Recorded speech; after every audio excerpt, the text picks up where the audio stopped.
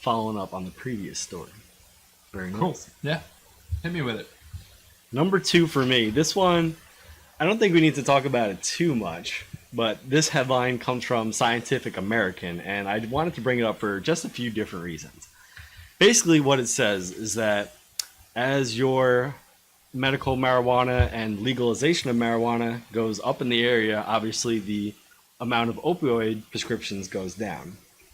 So, I mean, that kind of makes sense, right? As you come up with an alternative medicine and an alternative way to treat something, and we're saying we're in an opioid epidemic and a crisis, that it obviously makes sense. Where this alternative treatment is available, you're going to get less opioid use. Right. Makes sense, right? Yeah. Not really a pretty crazy claim or anything.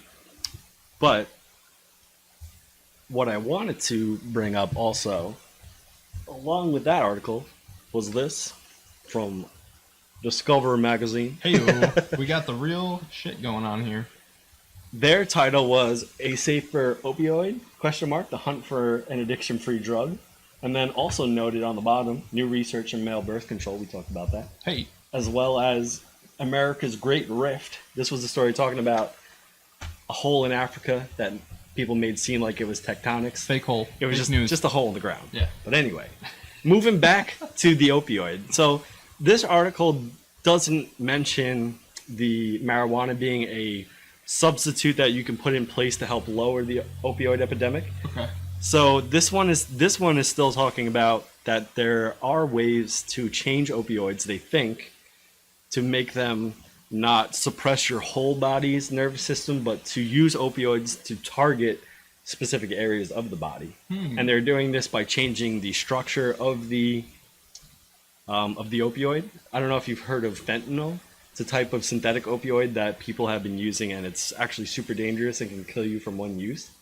But what he did is he changed that fentanyl opioid one step into something different, and this is the opioid that he's coming up that targets a specific part of your body, and it's actually way safer than the other one. Wow. So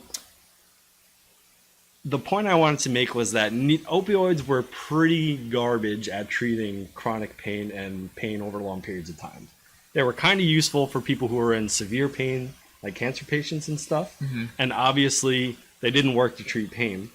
And another one that I wanted to bring up was that medical marijuana is an option to treat pain as well, but neither of them are like the best way to suppress the pain signals that are going on in a chronic pain nervous system. Right.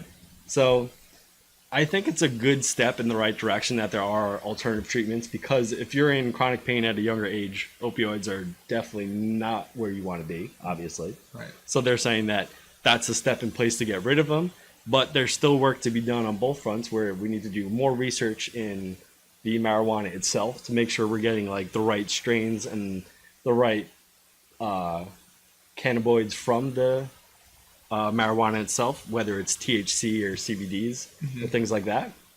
And then as we're improving our research on the medical marijuana, we're also still doing research on opioids and still trying to use what did work with them, trying to lessen those negative side effects and move in a direction that would make an opioid an actual treatment for someone with a more chronic condition that is isolated and not suppressing your entire body.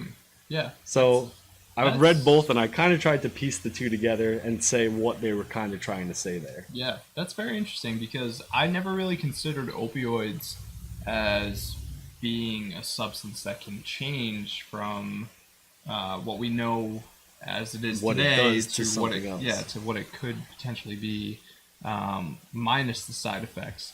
Yeah, because he was saying we can lessen a lot of the side effects by allowing it to be a targeted process. Now, here's the thing, Tom. Do you Yes. think that opioids as a classification of a type of medication That or we've drug, sort of said, like, this is not going to happen. have we right? sullied the name? Do you I think definitely partly. For sure.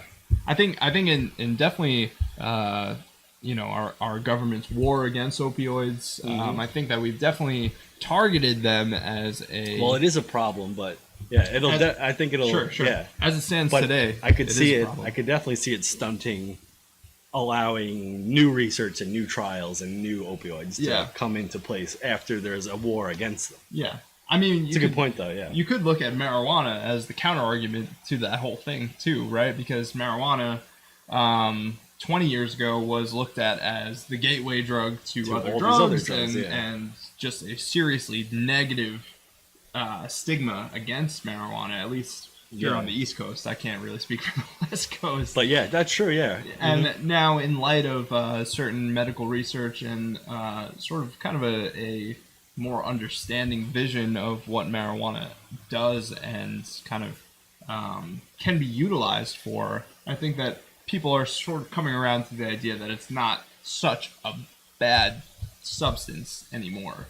Especially when you're taking it in place of something like an opiate or something. Right, right. So if it's possible to alter opioids to a point where they are, not as dependency based and not, as you're saying, going to render your entire nervous system sort Suppressed, of yeah. suppressed, then I think that it's possible we could see Minor opioids comeback, yeah. come back into the fold as a utilized medication for things like chronic pain. But Yeah. that's going to all depend on how quickly the research can be done to show that This is a way viable we way to should go. Right. Yeah. It's tough to say where we'll be in the future, but Yeah, hopefully keep moving forward. Yeah. definitely. Very cool. Yes, sir.